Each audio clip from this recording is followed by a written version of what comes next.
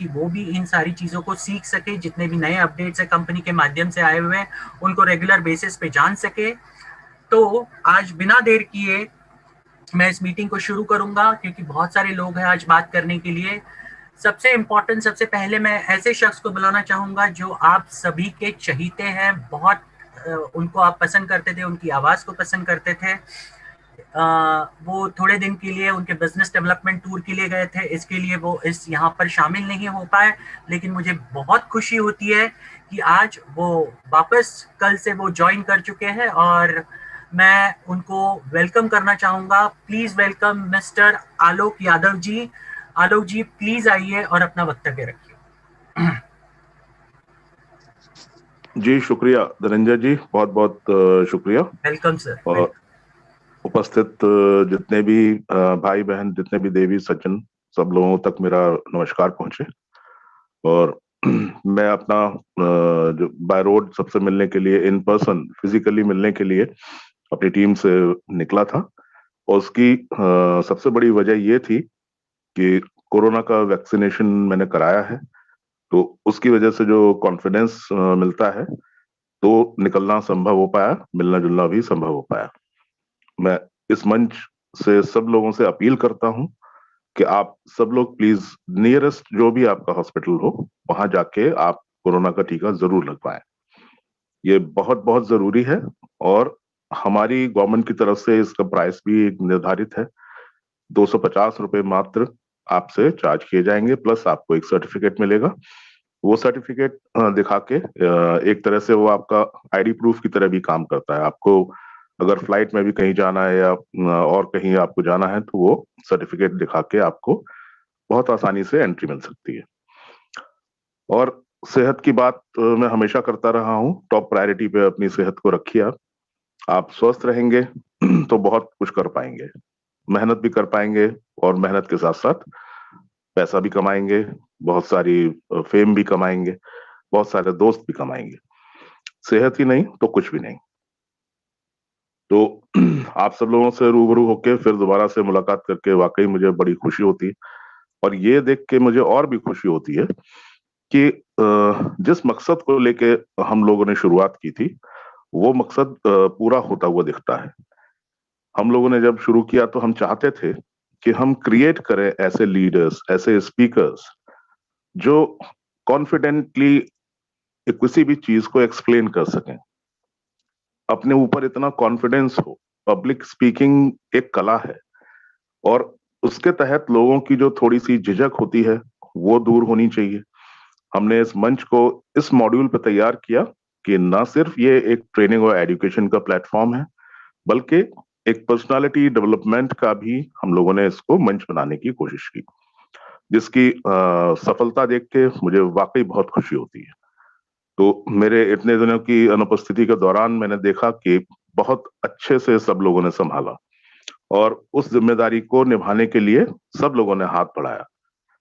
खास तौर से जितने भी यहाँ पे हमारे स्पीकर्स हैं, जितने भी प्लान प्रेजेंटर्स हैं, उनका उत्साह और उनका कॉन्फिडेंस देख के वाकई लगता है कि हम लोगों ने सही दिशा में प्रयास किया, और उसका फल देख के, उसका नतीजा देख के सच में बड़े गर्व की अनुभूति होती है। अब इस सब के साथ साथ ये बताना बहुत जरूरी मैं समझता हूं कि हर जूम मीटिंग के कुछ डेकोरम्स होते हैं, कुछ रूल्स एंड रेगुलेशंस होते हैं, कुछ अनकही शर्तें होती हैं, जिन्हें कहा जाता है unwritten codes, unwritten terms and conditions. वो लिखी नहीं होती हैं, लेकिन आपसे उम्मीद की जाती है। जैसे कि बेसिक टेलीफोन मोबाइल मैनर्स हैं। अगर आप किसी को एक बार कॉल कर रहे हैं, तो अगर वो नहीं कॉल उठा रहा है, इसका मतलब कि वो कहीं बिजी है।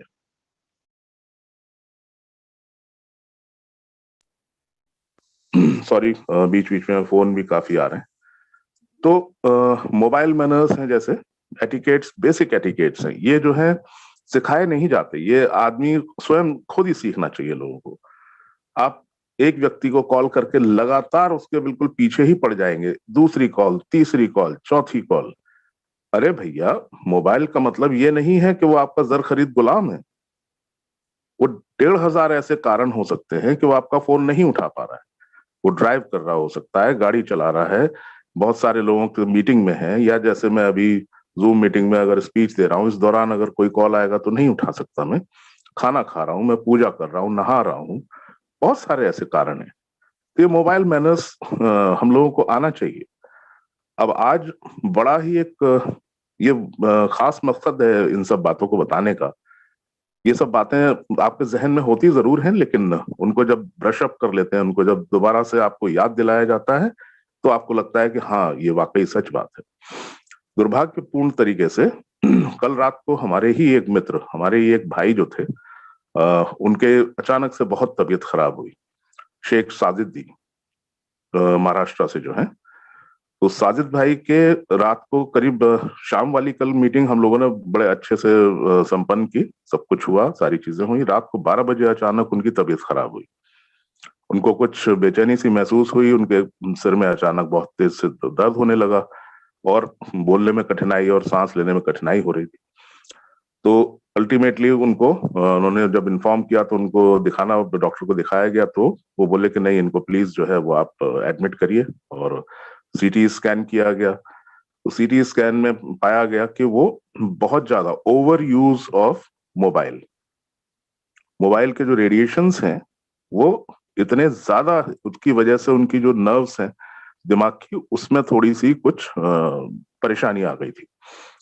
तो इतनी सीरियस कंडीशन हो गई, और जरा सी बात के लिए वो एक सफल लीडर हैं, एक अच्छा व्यक्तित्व है, एक मधुर व्यक्तित्व है, तो वो उनकी सारी टीम अगर उन पे पिल जाए, सारे लोग जो हैं वो उन्हीं को फोन करके पूछना चाहें, वो जानकारी और अपडेट्स लेना चाहें, तो कैसे संभव होगा? यहाँ विशाल पवार जी उपस्थित हैं, 50-60 हजार की टीम उनकी शायद होगी इस समय मेरे ख्याल, और उनमें से अगर 5-10% भी वो लोग उनको फोन करने लगे हर छोटी छोटी सी बात के लिए, तो सर वो मेरा रजिस्ट्रेशन कर दीजिए, सर मुझे जरा सा प्लान समझा दीजिए, सर मुझे इसका मतलब समझा दीजिए, सर ये कौन सा प्रोग्राम कैसे क्या है, क्या अपडेट है। अब अगर यही करते रहे वो, तो तय बात समझिए कि एक तो वो जरूरत से ज्यादा मोबाइल जो है वो उनका वो इस्तेमाल होगा, और कान के पास रहे या हेडफोन्स या जैसे भी हो। ये वाकई बहुत दुर्भाग्यपूर्ण चीज है। मोबाइल हमारे लिए एक सुविधा का साधन जरूर है, दूर संचार का माध्यम है, लेकिन हर चीज का यूज एंड ओवर यूज, किसी चीज का जरूरत से ज्यादा इस्तेमाल जो है वो दुखदाई बन जाता है। तो मैं सबसे हाथ जोड़ के विनती करूंगा कि आप प्लीज, बहुत बहुत जरूरी हो तो ही आप किसी को फोन करें, या फोन करने से, कॉल करने से पहले आप व्हाट्सएप कीजिए उसको, या टेलीग्राम पे मैसेज करने की कोशिश कीजिए। हो सकता है कि आपकी जरा सी चीज है वो व्हाट्सएप पे मैसेज करके ही वो निपट जाए। आप खामखा लगे हुए हैं, 1 2 3 4 5 बार लगे हुए हैं, फिर आधे घंटे में कॉल करेंगे, फिर आधे घंटे में कॉल करेंगे। आदमी चिढ़ जाता है, परेशान हो जाता है, और उसका नतीजा साजिद भाई की हालत देख के मुझे वाकई बड़ा अफसोस हो रहा है। तो मैं सब लोगों से अपील करना चाहूंगा कि प्लीज अपने अप्लायंस से आप मदद लीजिए। आप कोशिश कीजिए ज्यादा से ज्यादा व्हाट्सएप या टेलीग्राम ग्रुप, या ग्रुप आपके जो भी हैं उनमें आप इंटरेक्शंस कीजिए। आपकी मैक्सिमम सारी परेशानियां वहीं दूर हो जाएंगी। कोई जरूरी नहीं है कि आपको डायरेक्ट बात ही करनी हो, कॉल करके ही आपकी जो समस्या सॉल्व होगी।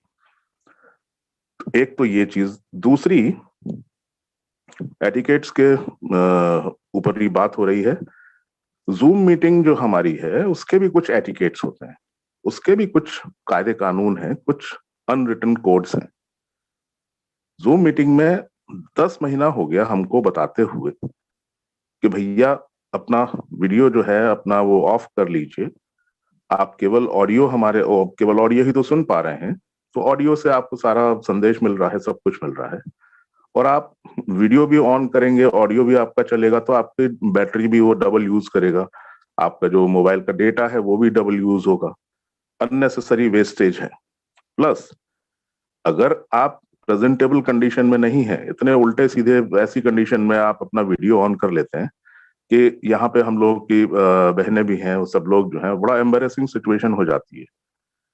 अब इसका एग्जांपल मैं दूं कि इंटरनेशनल मीटिंग जब जब होती है तो उसका जो इनविटेशन आता है उसमें क्लियरली लिखा होता है कि आप जब वहां जाइए तो तत्काल प्रभाव से अपना नाम रीनेम कर लीजिए। कोई उसमें कोड ना लिखिए, 1 2 3 ABC, ये सब नहीं चलेगा। अपने नाम के पहले अपना कंट्री कोड लगाइए, जैसे हम इंडिया से हैं तो IN, उसके बाद अपना नाम लिखिए। और कोई भी हैंड रेज मत कीजिए, तो उसमें क्लियरली मेंशन होता है। लेकिन मुझे लगता है कि यहाँ वो इस तरह की मेंटेलिटी है कि जो चीज के लिए मना करोगे वही जरूर करके दिखाएंगे, जैसे कि उससे बड़ी भारी शान आपकी बढ़ जाएगी, जैसे कि बहुत बड़ा कोई तमगा मिल जाएगा आपको, ये हमने बात नहीं मानी किसी की। तो ये इस तरह की जब हरकतें होती हैं तो इंटरनेशनल लेवल पे हम लोगों को कितनी शर्मिंदगी झेलनी पड़ती है, आपको अंदाजा नहीं। वहां पे यही कहा जाता है कि जितनी भी प्रॉब्लम्स होती हैं, जितनी समस्याएं हैं, वो केवल इंडिया से आती हैं, बाकी किसी कंट्री से कोई समस्या नहीं। सब लोग अपना फॉलो, प्रॉपर डेकोरम फॉलो करते हैं, पूरा रूल्स एंड रेगुलेशन समझते हैं, सारी चीजों को कोशिश करते हैं कि इसको हमारी अपनी मीटिंग है तो उसको सफल बनाए, प्रेजेंटेबल बनाए। तो ये सारी चीजें मुझे कहते हुए अच्छा तो नहीं लगता, लेकिन अगर हम लोग करें, इनको अपने आदतों में शुमार अगर कर लें तो बहुत बेहतर होगा। अपना नाम प्लीज रीनेम कर लीजिए, हमें आपको संबोधित करते हुए अच्छा लगेगा। आप इंटरनेशनल मीटिंग में जाते हैं तो ये पता चलना चाहिए कि आप किस कंट्री से हैं, ये बहुत बहुत जरूरी है। और खास तौर से अगर आपको कहा गया कि भाई आप हैंड रेज मत कीजिए, तो वो चैट बॉक्स में जो है फिर अपने पूरे दिल की भड़ास निकालना शुरू कर देते हैं लोग। क्या हासिल होगा इससे? ऐसे ऐसे वाकये पेश आते हैं कि वाकई हम लोगों को जवाब देते हुए बहुत शर्मिंदगी होती है। ऐसे ऐसे सवाल पूछेंगे, ऐसे ऐसी चीजें करेंगे, ऐसी अभद्र भाषा का इस्तेमाल करेंगे, उससे हमारे देश की बदनामी होती है। और वो भी तब जबकि हमारा देश जो है वो मैक्सिमम कंट्रीब्यूटर है बिजनेस के मामले में।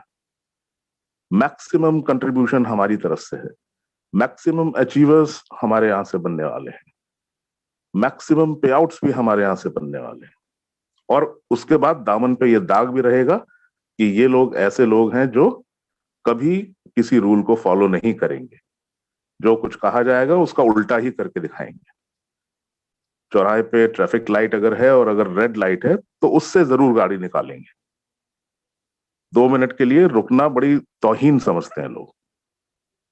ये ऐसी बेसिक चीजों की वजह से ही हमारा देश पिछड़ता जाता है, बहुत खराब इमेज प्रेजेंट होती है पूरे विश्व में। और ये छोटी छोटी चीजें अपने जीवन में भी अगर आप ढालेंगे तो एक आपकी अपनी व्यक्तित्व में निखार आने वाला है। आप प्रॉपर तरीके से कोई चीज करिए, एक संभ्रांत नागरिक बनिए, एक लॉ अबाइडिंग सिटीजन बनिए प्रॉपर तरीके से, तो देखिए आपके खुद शालीन व्यक्तित्व होगा, मधुर आपका सारी चीजें होंगी, तो लोग जो है मिलना पसंद करेंगे आपसे। ये पर्सनालिटी डेवलपमेंट का ही एक हिस्सा है, जो कि मुझे लगता है कि हम लोग अभी तक डेवलप नहीं कर पाए हैं आप लोगों में। मैं अभी भी देखता हूँ कि ना बहुत सारे लोग जो हैं रीनेम नहीं किया, किसी ने कुछ नहीं किया।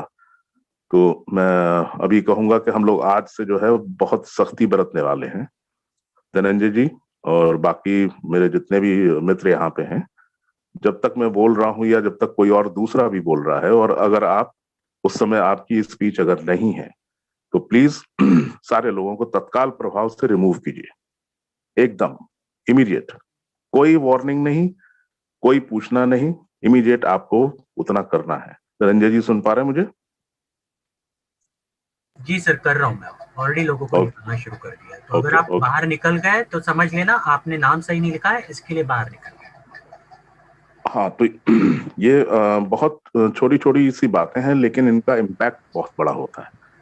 ये हमारे देश की एक किस तरह की छवि प्रस्तुत करते हैं, उसमें बहुत महत्वपूर्ण भाग भूमिका अदा करते हैं ये। खैर एनीवे, बहुत दिनों के बाद मुलाकात हो रही है, तो मैं शिकायत तो नहीं करना चाह रहा था, लेकिन चूंकि पिछले 2-3 हादसे इस तरह से हुए, खासतौर से साजिद भाई की तबीयत अचानक से इतनी खराब हुई, और वो यही बताते थे कि सर इतना फोन आते हैं कि परेशान कर देते हैं लोग, और फोन अगर ना उठाइए उनका, या कुछ खाना खा रहे हैं या कुछ भी कर रहे हैं, तो लगातार घंटी बजाते हैं। तो ये नतीजा ये हुआ कि आपका अपना ही भाई, आपके अपने ही अपलाइन, आपके इतने चहेते आपके भाई मित्र वो हॉस्पिटल में पड़े हुए हैं। ये सोचना हमको चाहिए, बहुत बहुत जरूरी है। खैर एनीवे, एक खुशखबरी भी आप लोगों को देता चलूं आज। आज आप लोगों ने देखा होगा अपने अपने ग्रुप्स में कि जीएसटी नंबर का, जीएसटी का सर्टिफिकेट आ चुका है, उसका जीएसटी नंबर भी आ गया है। हालांकि ये जीएसटी नंबर जो है करीब 1.5-2 महीने पहले ही आ जाना चाहिए था, लेकिन उसमें जो हमारे इंडियन डायरेक्टर हैं जॉनी सर, उनके नाम में कुछ स्पेलिंग का एरर ऐसा कुछ हो गया था। उनके आधार पे जॉनी केवी लिखा हुआ है और बाकी डॉक्यूमेंट्स में केवी जॉनी लिखा हुआ था। तो ऐसा कुछ वो फर्क होने की वजह से वो रिजेक्ट हो गया। तो ऑल ओवर अगेन दोबारा से उनको अपना नया डॉक्यूमेंट बनवाना पड़ा, बाकी डॉक्यूमेंट्स अपना सारे दुरुस्त कराए उन्होंने, तुरंत तत्काल प्रभाव से फिर दोबारा से अप्लाई किया। वो सब करने में थोड़ा समय खराब हुआ और आज फिर हमको वो मिल ही गया। तो यकीन जानिए कि जितनी भी प्रॉपर तरीके से, जितने भी लीगल तरीके से जो जिसकी सरकार के अधीन हम लोग कहीं भी किसी भी देश में काम कर रहे हैं, तो उनके रूल्स एंड रेगुलेशंस एंड पूरे लॉज को उनको फॉलो करते हुए चल रहे हैं। उसमें देर भले ही लग रही है, तो डेफिनेटली अगर प्रॉपर चैनल जाएंगे तो देर तो लगती है, क्योंकि हमें कोई हैंकी पैंकी या कोई नंबर 2 वाला काम नहीं करना है। ये सारे डॉक्यूमेंट्स और ये सब जो है बाकी और जो है वो दुनिया भर के तरीके से बहुत अलग गलत तरीके से लोग हासिल कर लेते हैं और उसके बाद जो है परेशानियां बाद में हम लोगों को झेलनी पड़ती हैं। तो ये तो जानकारी आपको हुई कि इसमें एक बस कमी रह गई थी, जीएसटी नंबर भी आ चुका। अब आप सब लोग एचडीएफसी बैंक में अपना वो जितने भी पेमेंट्स हैं वो जमा कीजिए और जीएसटी के साथ जमा कीजिए। और एक जानकारी शायद आप लोगों को पहले मिल गई होगी, मैं एक बार और हो सकता है रिपीट कराऊं। अभी तक जो 5 कंट्रीज में जो हमारे ऑफिसेस खुले थे, उसमें एक छठा कंट्री जो है वो भी ऐड हो गया है, वो है आइवरी कोस्ट। आइवरी कोस्ट जो है वो अफ्रीका का एक अफ्रीका के पास एक देश है आइवरी कोस्ट, और उसके आसपास के देश हैं जैसे सेनेगल है, पुर्तगाल है और कैमरून है और घाना है। तो आइवरी कोस्ट में वहाँ की जो पॉपुलेशन है वो मैक्सिमम फ्रेंच स्पीकिंग पब्लिक है, फ्रेंच बोलते हैं वो लोग। तो हमारे जो काबिल दोस्त हैं, हमारे मित्र हैं वहाँ के, जो मिस्टर क्लेमेंट, वो वहाँ पे पूरी सब देखते हैं, उनको फ्रेंच में महारत हासिल है, बहुत अच्छी फ्रेंच बोलते हैं वो। तो उन्होंने वहाँ बिजनेस शुरू किया और वहाँ पे ऑफिस की भी स्थापना हो गई है। तो निकट भविष्य में जहां जहां हमारा रिप्रेजेंटेशन बढ़ता जाएगा, जहां जहां हमारे साथियों की संख्या बढ़ती जाएगी, वहां वहां ऑफिस स्थापित होते जाएंगे। इसके बाद जो अगला चरण है वो बताया जा चुका है कि फिर क्लब्स एंड रिसोर्ट्स की स्थापना होगी। जहां जहां पे 20,000 केवाईसी अप्रूव्ड लोग होंगे वहां पे क्लब्स वगैरह बनाए जाएंगे। तो ये प्रक्रिया का हिस्सा है, एक स्टार्टअप कंपनी का हिस्सा है। लोग जो हैं, लोगों का भरोसा असल में इतना डिगा हुआ है कि वो कोई चीज अगर चल रही है, उसमें समय लग रहा है, तो तुरंत ही उनको लगता है कि आज हमने आईडी लगाई, कल से बस पैसा आना शुरू हो जाए।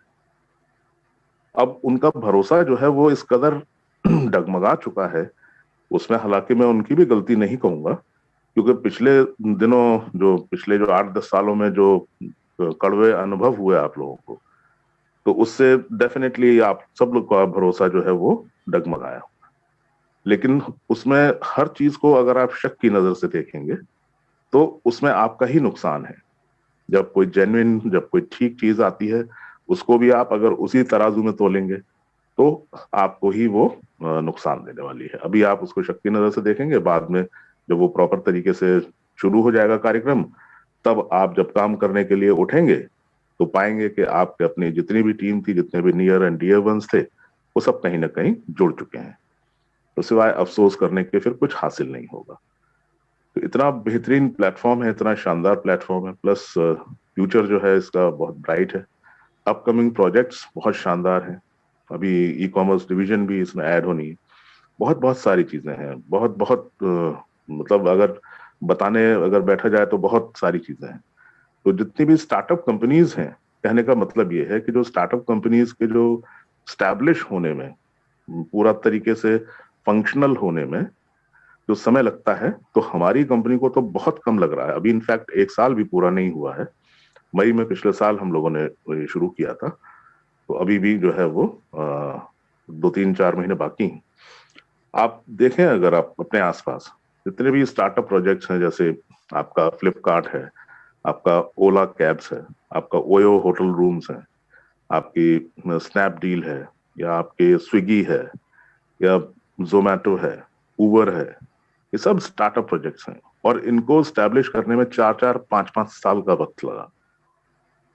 ओवरनाइट कोई चीज नहीं हो जाती है ऐसे। और हम इतना बड़ा कस्टमर बेस, इतना बड़ा हम लोग संख्या बल लेके चल रहे हैं कि इसमें तो फिर लोगों की जब शुरुआत होती तो 100, 200, 500, 1000 लोगों से शुरुआत करते हैं। हमारी तो शुरुआत ही यहाँ पे 30 लाख लोगों से हो रही। तो आप खुद ही अंदाजा लगा सकते हैं कि किस तरह की परफॉर्मेंस और किस तरह का फ्यूचर आपका इंतजार कर रहा है। ये बहुत बहुत बेहतरीन प्रोग्राम है और ये भी हमें ध्यान रखना पड़ेगा कि हमारे अपने ही देश में कोरोना दोबारा से फिर सिर उठाने लगा। मैं न्यूज में देखता हूं कि महाराष्ट्र में फिर से लॉकडाउन वगैरह है, नागपुर में पूरा लॉकडाउन है इस समय, पंजाब में लॉकडाउन शुरू होने वाला है और बहुत सारी 4-5 स्टेट्स में इस तरह की स्थिति बन गई है। और वहां भी इनफैक्ट यूरोपियन कंट्रीज में तो बहुत स्थिति खराब थी, अब थोड़ा सा कुछ ठीक ठाक हुआ है। और इनफैक्ट हम ही लोगों की जो वैक्सीन एक्सपोर्ट हुई है उसी वजह से बहुत बहुत स्थिति काबू में है इस समय। लेकिन फिर भी मैं चाहूंगा कि सब लोग एहतियात जरूर बरतते रहें और भरोसा बनाए रखें। ये भरोसा ही है जो चीजों को बड़ा बनाता है। आप भरोसा ही नहीं करेंगे तो फिर उसमें कोई जबरदस्ती तो कोई आपसे नहीं करेगा, लेकिन वो चीज आप जो उसकी जो महत्व है उसको आप पहचान नहीं पाएंगे वक्त रहते, तो नुकसान आपका ही होने वाला है। आप एक बहुत अच्छे प्लेटफॉर्म पे हैं, आपकी टीम बहुत अच्छी है, आपके मेंटोर्स बहुत बहुत अच्छे लोग हैं, बहुत नॉलेजेबल पर्सन है, बहुत अच्छे स्पीकर्स यहाँ पे डेवलप हो गए हैं, बहुत अच्छी बातें कहने वाले, बहुत अच्छी नॉलेज देने वाले लोग हैं। और मुझे बड़ी खुशी होती है, इतने बेहतरीन बेहतरीन लोग आए हैं यहाँ पे सामने, तो उन लोगों का उत्साह और जुनून देखते ही बनता है। तो मैं आज बस अपनी वाणी को यहीं विराम देना चाहूंगा और इस रिमाइंडर के साथ देना चाहूंगा कि प्लीज अपने अपलाइन या किसी भी लीडर या किसी भी मेंटोर को अननेसेसरी कॉल मत कीजिए। आप व्हाट्सएप पे काम चलाइए, आप टेलीग्राम ग्रुप से काम चला लीजिए। कोई बहुत ज्यादा इमरजेंसी हो तो बात अलग है, अदरवाइज साजिद भाई के सबसे पहले तो उनकी सेहत के लिए हम लोग प्रार्थना करेंगे। सब लोगों से मैं अपील करूंगा कि प्लीज बहुत बहुत दिल से दुआ कीजिए, वो जल्दी से जल्दी ठीक होके स्वस्थ होके फिर से हम लोग के साथ शामिल हों। तो थैंक यू सो मच। आज के लिए बस इतना ही और सेशन हैंड ओवर करूंगा मैं धनंजय सर।